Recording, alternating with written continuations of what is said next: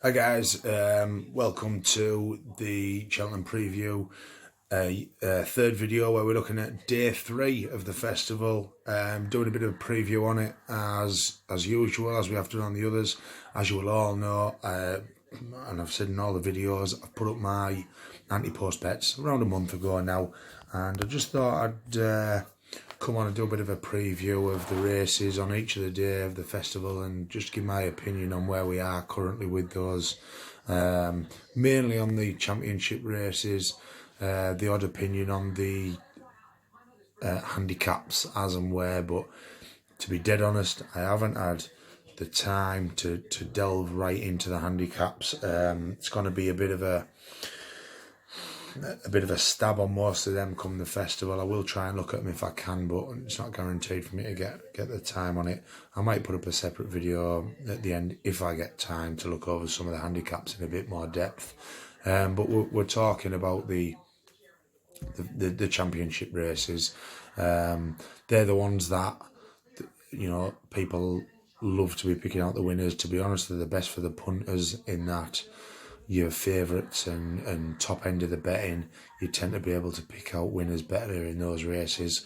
In the handicaps, they're the ones that tend to throw up the bigger prices, which is great if you can land them, but they are difficult races to pick in. So yeah, that's where I am with that. And day 3 of the festival, which is obviously the Thursday.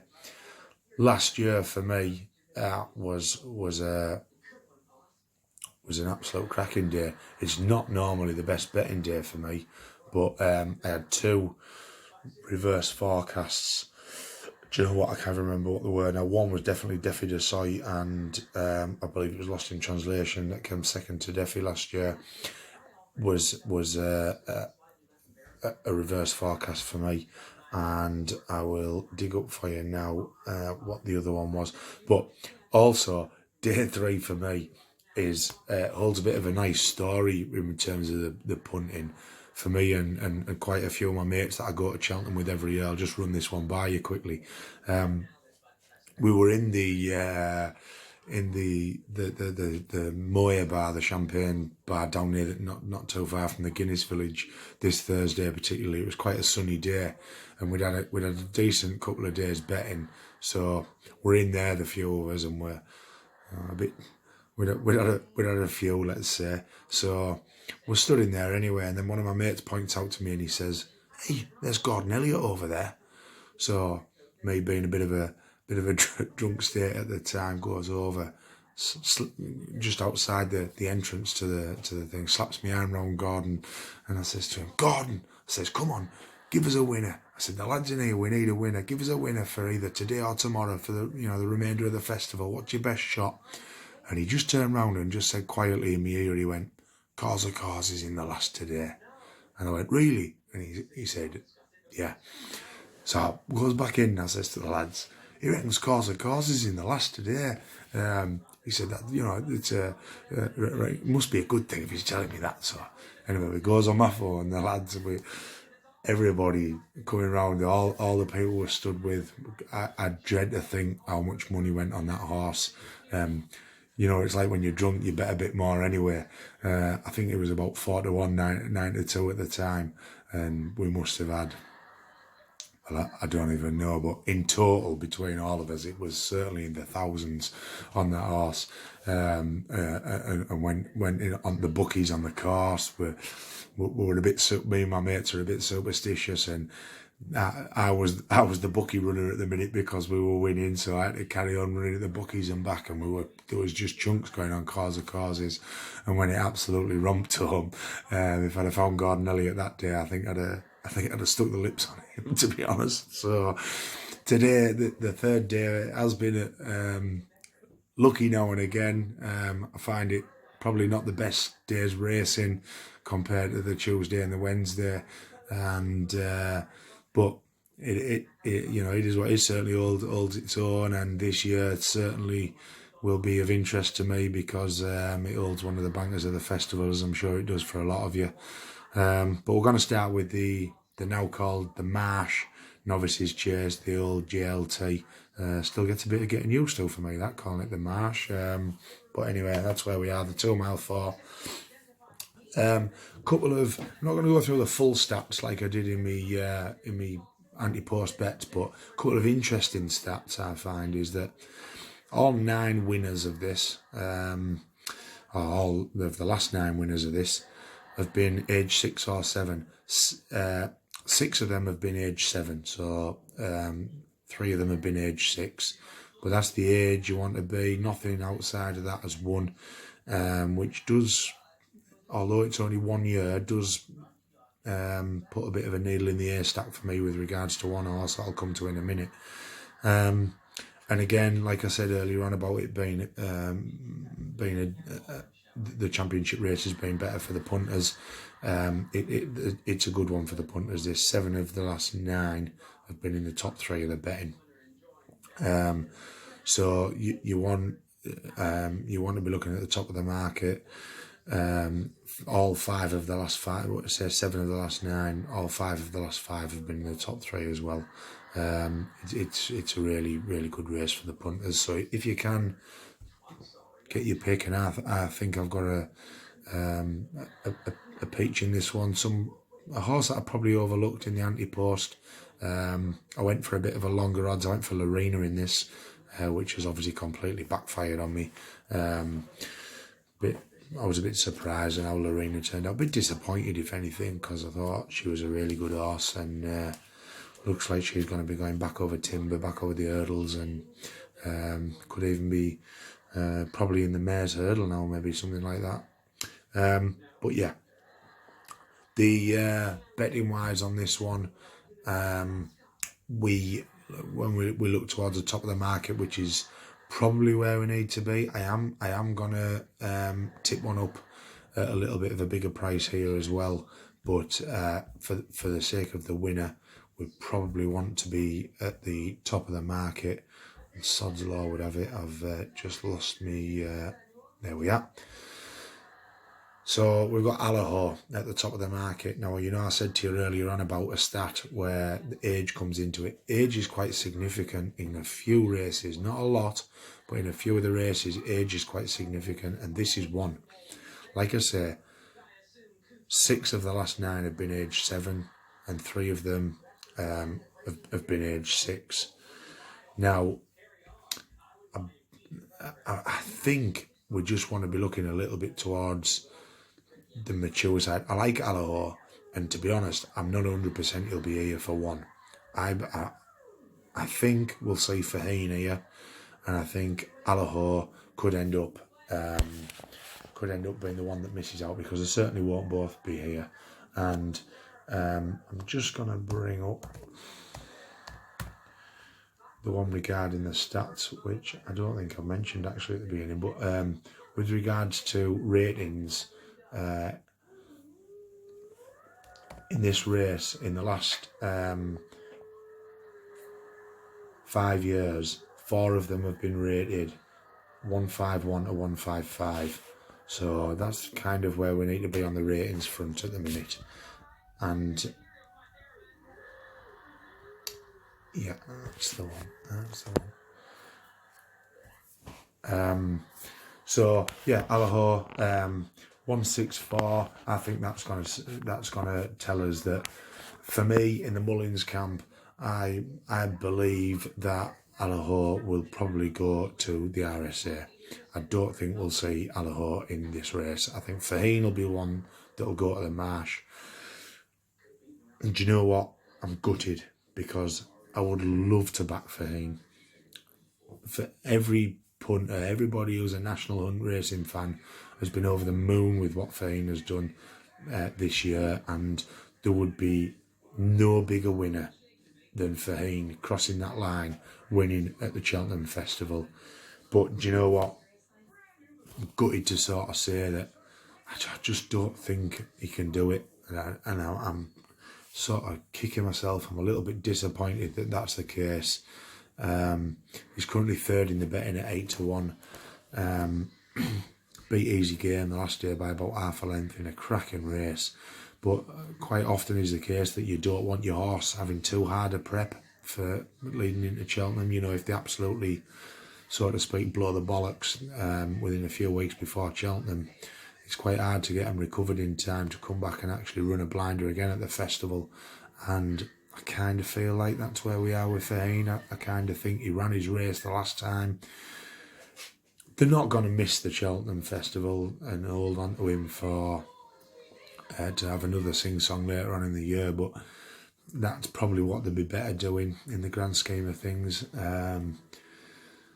I've got Fahine in some of my bets from November, December. I've got him in some of them, but I'm just starting to doubt that he can do it.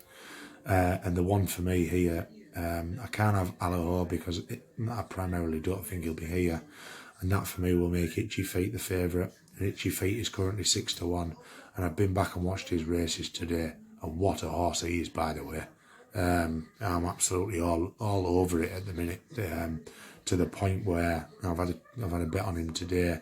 I just think I think he's an absolute cracker here. There's a few in behind him. I say there's a few with multiple entries, as there is always. Do you know what I'd actually like to see Fakir do Dorigo here? I don't think Fakir can reverse the form on Notebook. I think it would be quite a smart move for them to divert him here. I don't even know if he's ran over 2.5 miles, to be honest, but I just think if they believe he can stay, it might not be a daft thing to send him here, because I just don't believe he can reverse the form on Notebook. But yeah, Itchy Feet, like I say, his best form has been over 2.5 miles. His last 2 wins were both over 2.5 miles, winning really well at Sandown on the 1st of February. Ran to an RPR of 160 that day. He's currently rated 155. That 155 fits right in the bracket with the horses that win this race. He ran an RPR of 160, beating Midnight Shadow, Champagne Platinum, Grand Sankey, and many more really good horses. He ran really well late on, stayed on like a trooper. Made a slight mistake, 2 out, which you could have, for a lot of horses, scuppered the chances of winning that race, but stayed on like an absolute trooper and pushed away from them late on. It was a really, really impressive run. Now, like I say, you know what I say about horses not liking a prep too late. That's obviously, it's given him time to recover. It's given us 6 weeks, 5-6 weeks, whatever it is. And I think he'll be absolutely bang on come the festival. And he, for me, is the most likely winner here. And at 6-1, if you haven't had a bet in this race yet, well, even if you have, like I've bet Fahine already in this race, and there's another horse at a bigger price that I'll be putting in a couple of maybe each way lucky 15s or whatever.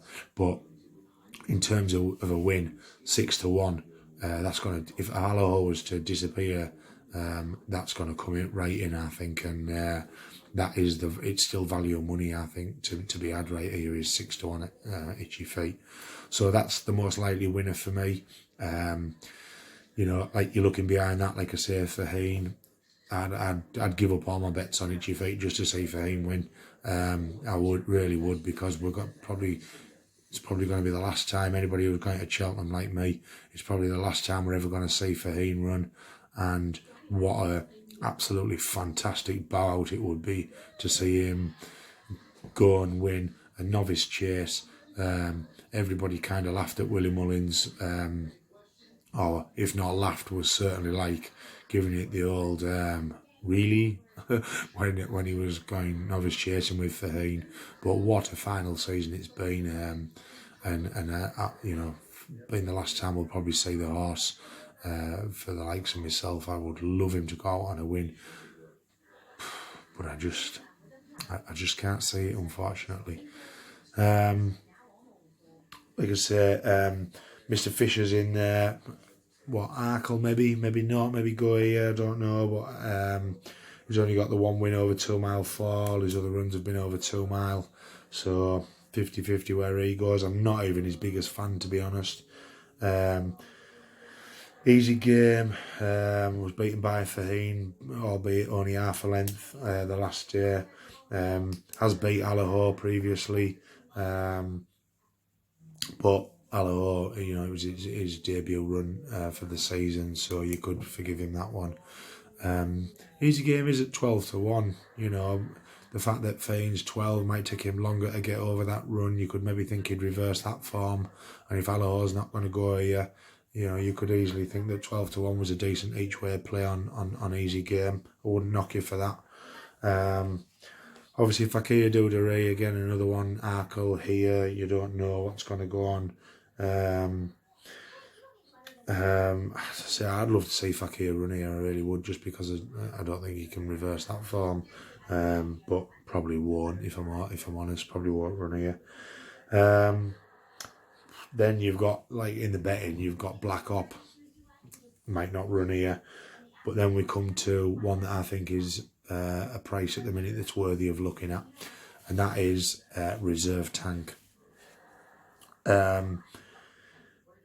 Reserve Tank is someone who, is a horse. He's a 6-year-old for Colin Tizard, who, for me, is a really, really likeable sort. I've liked him for a while. He was second on his seasonal reappearance. All right, second of 3. It wasn't like a big field race out. He was second of 3 to Jarvis play on his seasonal reappearance. He went on to win at Wincanton by 3 3/4 lengths. Form of that probably hasn't married up massively. The horses in behind him haven't really gone on to do a boatload. But then his latest run, he was second of 3 at Newbury, and that was a step up to 2 miles 7. So he's going to stay. That's what you can say about this. He's going to stay up the Cheltenham Hill over the 2 mile 4. And I like him for this race. I think at 16-1, I think he's the each way play, and he's the one I would be putting in any each way bets. He, like I say, he stays, he gets round. He'll be, he's had Robbie Power on board. You can't knock that. I think Robbie Power will be on board here as well. And I just think, yeah, if you want to go big odds and get an each way bet on, Reserve Tank for me is the each way bet in this race. And I think the fact that Allaho's favourite, and I'm sort of thinking he won't go here, that's going to make most of them in behind him coming on price. So that's kind of where you want to be looking. And there's to be honest, like you know, I said about this race, about the top 3 in the betting generally being the winners. So you would think at Reserve Tank 16-1 probably won't be in the top 3. But you know, if Allaho goes out of this and then you end up with a 3 of Itchy Feet, Faheen, you know, Reserve Tank's not too far away. I think for me, my overall picture on this, Itchy Feet's the likely winner, and the 2 overpriced ones are Easy Game at 12s and Reserve Tank at 16s. I think they are probably 4 points, 3-4 points bigger than what they should be for me. I wouldn't put Easy Game. Easy Game's 12s and Faheen's 8s. I certainly wouldn't put him that far behind. Definitely not on price. So that's where I am with the Marsh, old GLT, and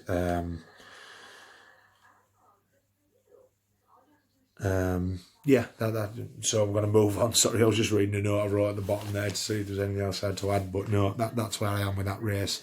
Like I say, I tipped up Lorena in my anti-post bet. That's gone to complete rat shit, to be honest, so we'll totally forget about that one. We've then got the pre-temps, probably the race that I have the least interest in at the festival at the minute. I have absolutely no idea what I'm going to bet in that, and I can quite easily see, unless I start doing some delving based on the information I have right now, I might as well close my eyes and just go and pick one on the day, because I haven't looked at it one little bit, so I'm not even going to get into that with you. Then we go on to the Ryanair. The Ryanair for me is a race down the years where I have had a decent bit of success.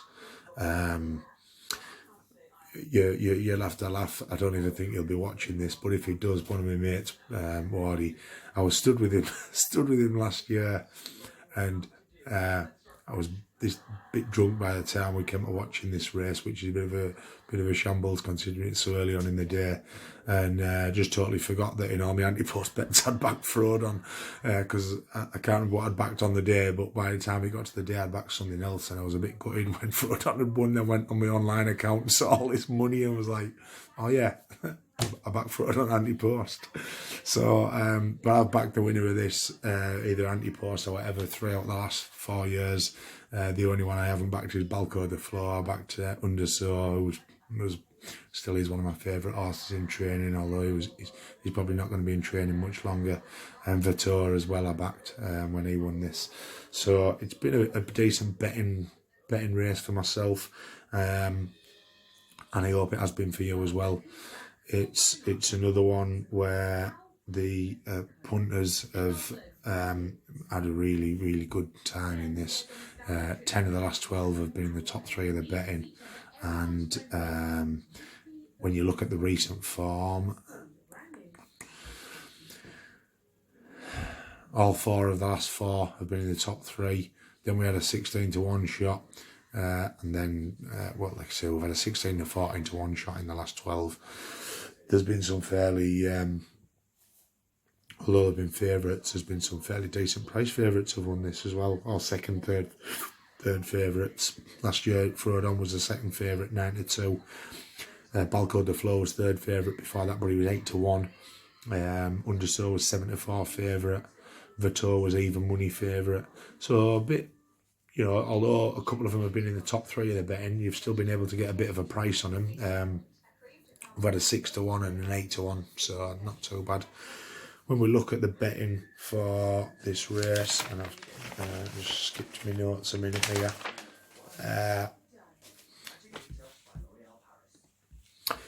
I tipped up, and I still fully believe that Min will win this race. I tipped him up in my anti-post bets. He hasn't moved too much. I think I tipped him up. I'd have to go back and look, because I haven't got there in front of me, but I think I tipped him up about 5 to 1. I think 6 to 1 tops. And he's currently 7 to 2, so he's come in a little bit, but not massively. And Aplutard is in here as the market leader. I'm just going to bring something up on here that I wanted to have a look at.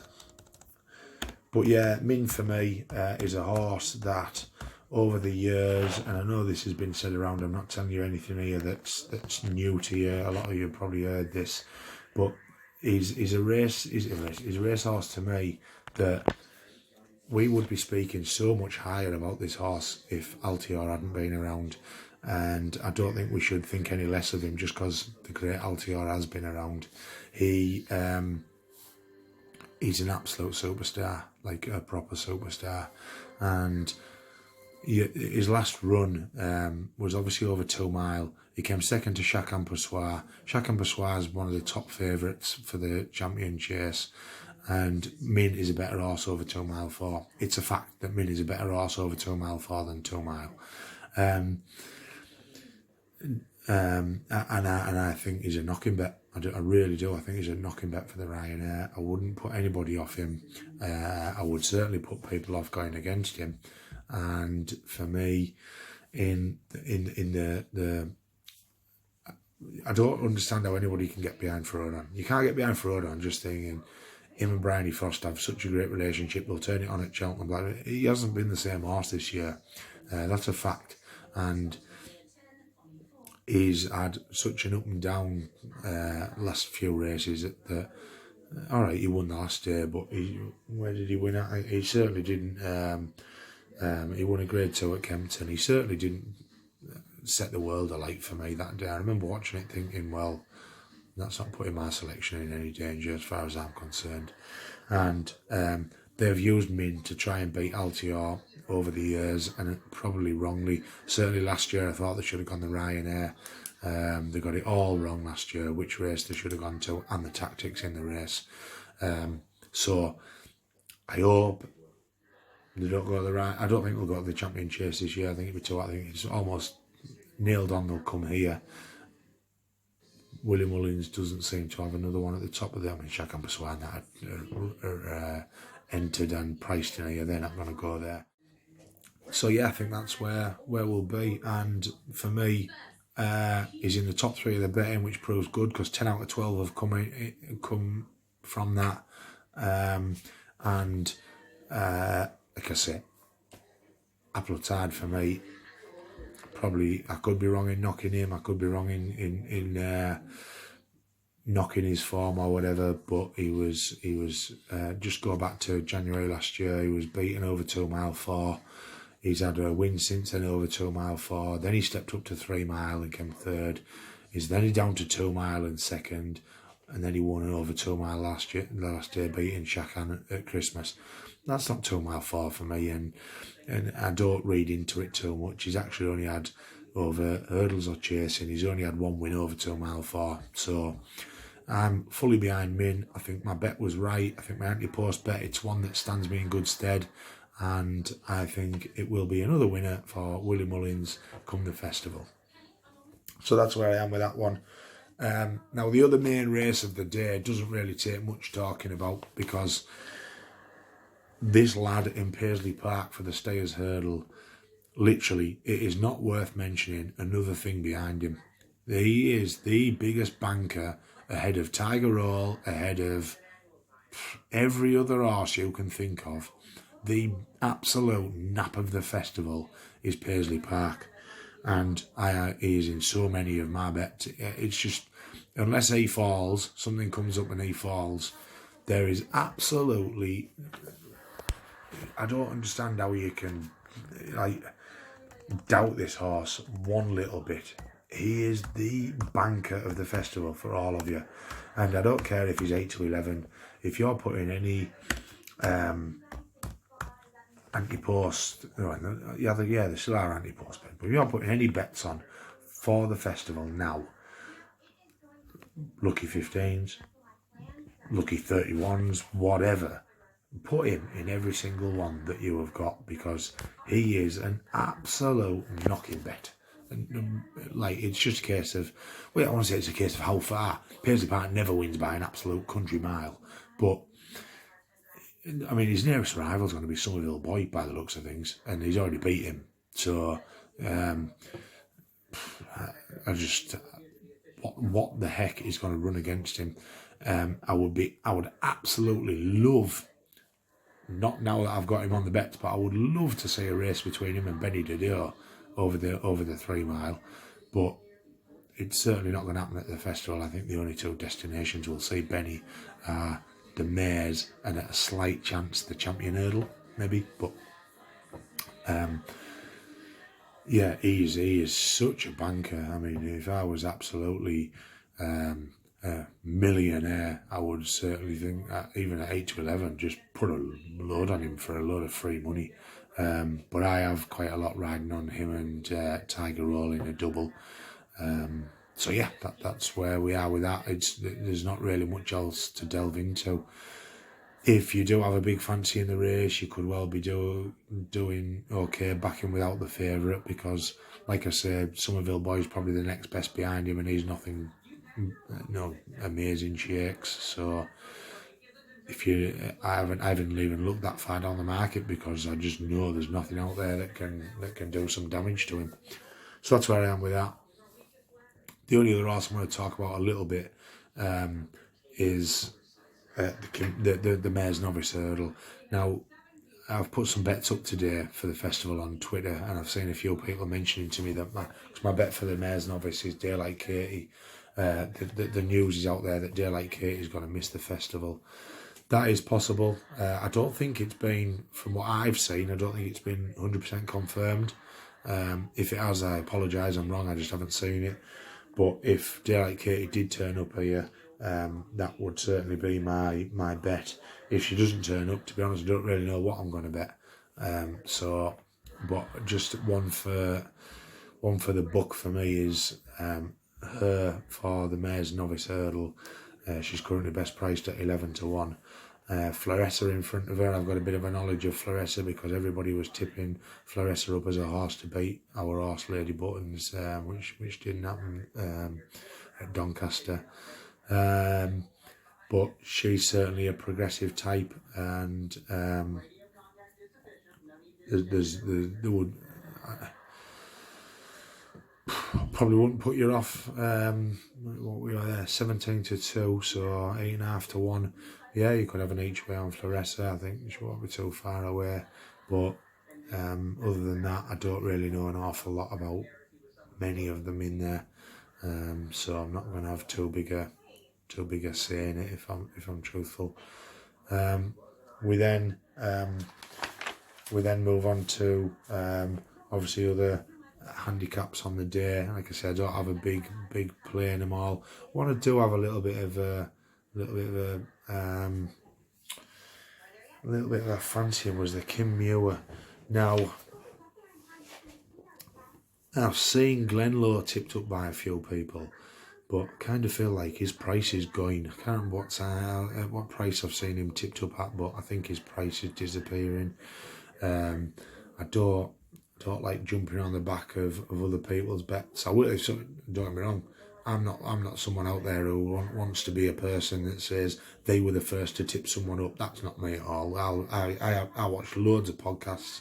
I love interacting with other people that put podcasts up and put things up on YouTube. I think it's great for the sport that as many people want to get in there and talk about it as possible. And I will give everybody credit who I if I hear somebody tip something up and I think what a tip that is, and fair play to you. You know, I'll give you credit where it's due. But yeah, the Kim Muir is one for your top end of your betting as well. 4 of the last 5 have been in the top 3 of the betting, which is quite unusual for a handicap, to be totally honest. In the middle of that, by the way, it did throw up a 40-1 shot in Doomsday Book, so it's a bit up and down. You know, you've got your favourites in there, but it likes to throw in the odd big shot as well. I'm just, because I've not read my notes on this, there was one, and I can't remember who it was that I did fancy in this. So ratings wise, because the handicaps are, you should look at the ratings a bit more on handicaps. You don't want to be, you know, the Kim Muir, you don't want to be sticking anything in like, well, if you do get something rated 150, it's not going to run you. So I'm just looking because,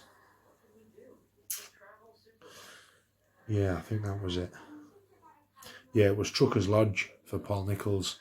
That was the horse I fancied. It's rated 141 at the minute, which it fits the bill with around the rating you want to be for this. Currently 8-year-old, whereas that fits the bill as well. 11 of the last 12 have been 7 to 9. The last 4 years, they've been 2 at age 7, 2 at age 8. So bang on there. Ran an RPR of 141 the last day, was 3rd of 17 over 3 mile 6, behind,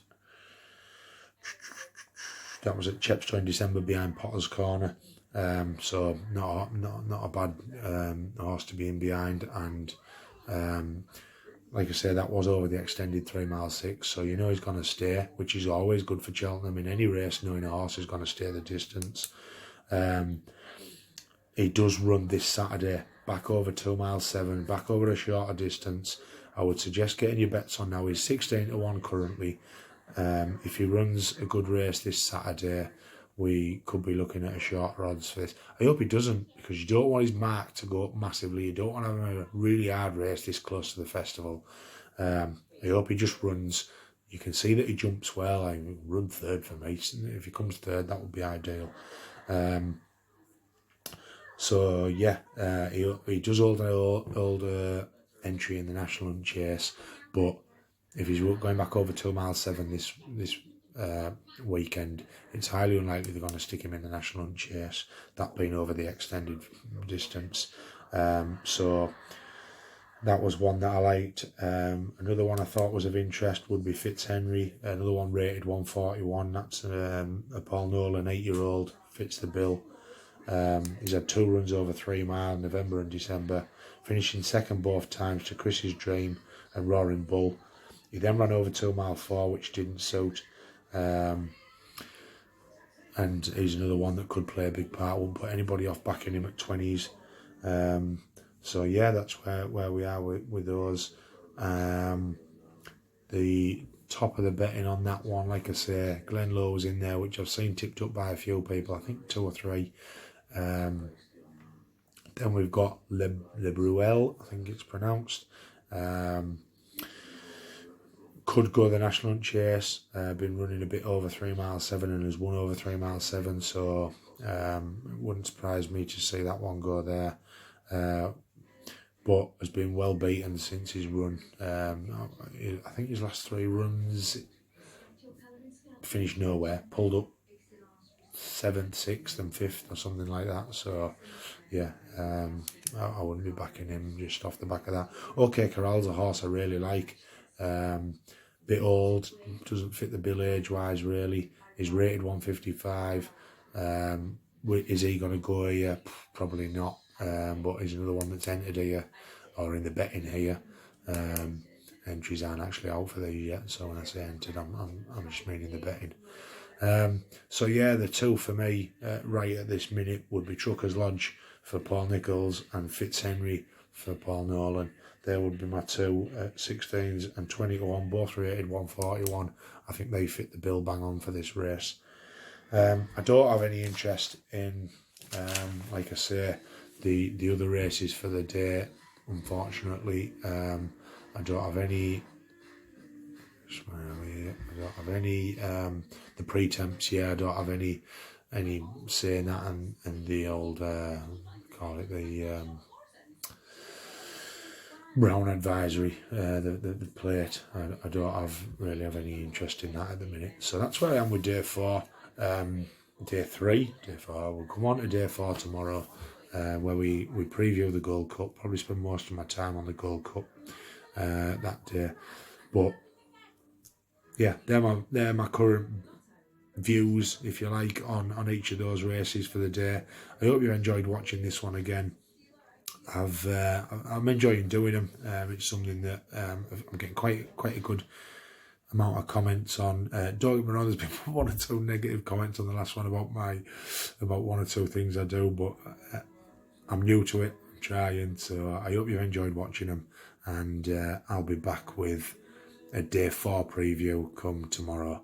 So if you're on the bets that I put up, good luck to you. I hope it brings you a bit of cash in. That's what we're all there for. And not long to go now. 3 weeks today to the festival. Bring it on. Good luck. Cheers.